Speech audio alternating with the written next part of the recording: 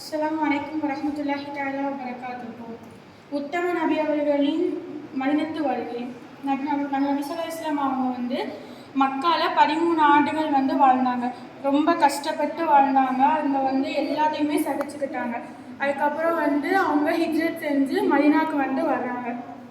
மதீனாவுக்கு வர்றப்போ அங்கே இருக்க சிறுமிகள் அப்புறம் மதினத்து மக்கள் எல்லாருமே ரொம்ப ஆவலோட நபி அவங்க வர்றாங்கன்னு தெரிஞ்சோடனே கை கோர்த்து நின்று 2 பக்கமும் கை கோர்த்து நின்று வர வைக்கிறாங்க.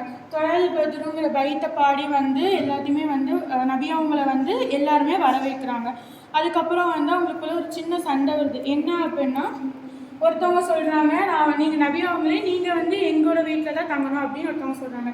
அதே மாதிரி இன்னொருத்தவங்களும் சொல்கிறாங்க. இந்த மாதிரி ஒருத்தவங்களுக்குள்ள எல்லாருமே சொல்லிகிட்டே இருக்கனால ஒரு சண்டை வந்துடுச்சு. அதனால் நபி அவங்க என்ன சொல்கிறாங்க அப்படின்னா, என்னோடய ஒட்டகம் யார் வீட்டுக்கு முன்னாடி உட்காருமோ அவங்க வீட்டில் நான் தங்குறேன் அப்படின்னு சொல்லுவாங்க. மாஷா அல்லாஹ் அபாரக்கல்லா. அந்த பாக்கியம் அல்லாஹ் அபு அய்யூப் அன்சாரி ரலியல்லாஹு அன்ஹு அவங்களுக்கு கொடுத்துருப்பான்.